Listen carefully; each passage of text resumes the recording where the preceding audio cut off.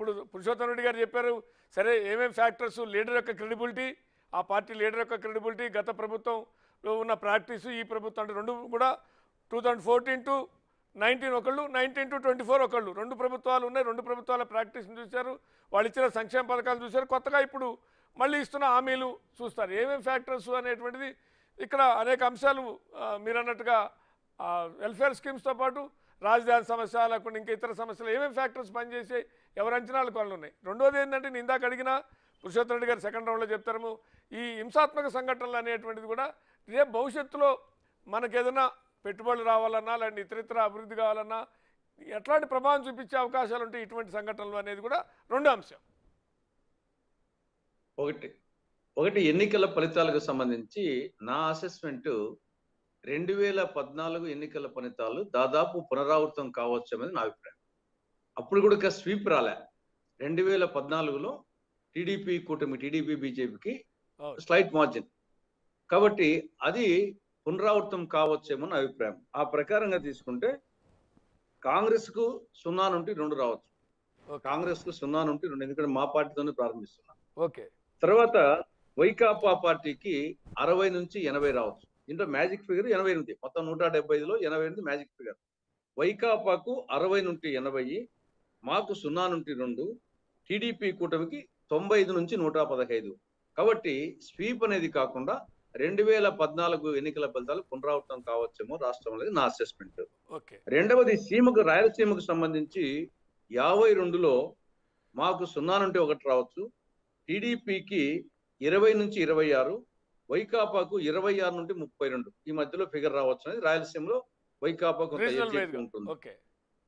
కడప జిల్లాకు సంబంధించి 10, ఓల్డ్ కడపకు సంబంధించి, పాత జిల్లాకు సంబంధించి టీడీపీకి 3 నుండి 5 రావచ్చు, వైకాపాకు 5 నుంచి 7 రావచ్చు.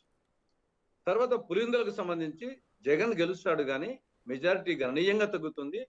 అది కూడా గెలుపు కారణం వచ్చేసి ఆయన ముఖ్యమంత్రి ఇంకోటే కాదు, ఓటుకు 2000 రూపాయలు ఇచ్చారు, టీడీపీ వాళ్ళు 1000 ఇచ్చారు, మేము అసలు లేదు. అంతకుముందు వచ్చేసి కార్యకర్తలకు 50,000, 1,00,000 ఈ పనక పంచారం చేశారు. కాబట్టి ఆ డబ్బు ప్రభావంతో గెలుస్తున్నాడు. ఆయన ముఖ్యమంత్రియో అభివృద్ధి చేసో ఇంకోటో కాదు, కానీ గెలుస్తున్నాడు, కానీ భారీ మెజార్టీ రాదు. ఇది నా అసెస్మెంట్ ఓవరాల్ గా. పులివెందులకు సంబంధించి, కడప జిల్లాకు సంబంధించి, సీమకు సంబంధించి, రాష్ట్రానికి సంబంధించి. కాబట్టి ఇది స్వీప్ ఏ పార్టీకి స్వీప్ లేదు. 2014 కూడా స్వీప్ కాదు, 2019 స్వీప్, 2014 స్వీప్ కాదు. కాబట్టి మ్యాజిక్ ఫిగర్ 88కి కొంత అదనంగా వచ్చేసి టీడీపీ కూటమికి వస్తాయి, కొన్ని తక్కువగా వైకాపాకు వస్తాయి. కాబట్టి టీడీపీ కూటమి అధికారంలోకి రావచ్చేమో అనేది ఒక అసెస్మెంట్. ఇంకా మిగతా మీరు వచ్చేసి హింస గురించి 2 రకాలు. ఒకటి పోలింగ్ డే హింస, ఒకటి పోలింగ్ తర్వాత హింస. ఒకటి పోలింగ్ తర్వాత హింస అనేది అది ఎన్నికల ఫలితాల మీద ప్రభావం చూపదు, కానీ పోలింగ్ డే హింస అనేది అది ఆ రోజు ఎవరు అప్పర్ హ్యాండ్ అయితే వాడు వచ్చేసి రిగ్ చేసుకుంటాడు. ఆ అప్పర్ హ్యాండ్ మరీ ఎక్కువసేపు ఉందా, కొద్దిసేపు ఉందా, ఈ లోపల పోలీస్ ఇంటర్ఫేర్ అయినారా అనేది ఉంటుంది. కాబట్టి ఇమ్మీడియట్ గా పోలీస్ ఇంటర్ఫేర్ అంటే అదేం పెద్ద ఫలితం మీద ప్రభావం ఉండదు. కానీ వన్ సైడ్ అయిపోయినప్పుడు పోలీస్ ఇంటర్ఫీర్ కాకుండా వన్ సైడ్ అయిపోతే రిగ్గింగ్ చేసుకొని ఆ బూత్ లో ఒక 900 ఓట్లు ఉంటే ఒక 700 గుద్దుకున్నారంటే అవి ఫలితాన్ని టర్న్అవుట్ చేస్తుంది. కాబట్టి పోలింగ్ డే హింస అనేది ఎన్నికల ఫలితాల మీద ప్రభావం చూపిస్తుంది. పోలింగ్ తర్వాత హింస అనేది అది రాష్ట్ర వ్యాప్తంగా వచ్చేసి అది ఎన్నికల ఫలితం చూపదు, కానీ హింసాత్మక సంఘటన జరుగుతుందని చెప్పేసి ఆ చర్చకు పనికి వస్తుంది. కాబట్టి ఓవరాల్ గా నా అసెస్మెంట్. కానీ ఏం ఫ్యాక్టర్స్ అయితే మీరు చెప్పిన దానికి టీడీపీకి పవర్లోకి రావడానికి టగ్ ఆఫ్ వార్లో టీడీపీ గవర్నమెంట్ ఫామ్ చేయొచ్చేమో అనేటువంటి ఒక అసెస్మెంట్ మాత్రం చెప్పారు. అంటే ఏం ఫ్యాక్టర్స్ పనిచేస్తే జగన్ తగ్గుతున్నాయి? 2018లో స్వీప్ చేసినటువంటి వైఎస్ఆర్సీపీ ఇప్పుడు ఎందుకు వెనకబడ్డది? కారణాలు ఏమై ఉంటాయి? అవును, దీంట్లో వైఎస్ఆర్సీ పార్టీకి మైనస్ పాయింట్లు వచ్చేసి, ఒకటి ప్రజలు మార్పు కోరుకుంటారు. ప్రజలు వచ్చేసి జనరల్ గా వచ్చేసి 10 years ఒకసారి కోరుకుంటారు కదా, ఆంధ్రప్రదేశ్ కొద్దిగా 5 years కోరుకుంటున్నట్టుంది. మార్పు అనేది అంటే ప్రతిసారి కోరుకోవాలని లేదు, కానీ మార్పు అనేది ప్రజలు వచ్చేసి అది మానవుని సహజ లక్షణం వచ్చేసి అది ఒకటి. రెండవది వచ్చేసి రాజధాని విషయంలో వచ్చేసి రాజధాని surrounding districts especially Krishna, Guntur ఆ ప్రాంతంలో రాజధాని ఎఫెక్ట్ జగన్కు బాగా మైనస్. తర్వాత పోలవరం అనేది గోదావరి జిల్లాలో బాగా మైనస్.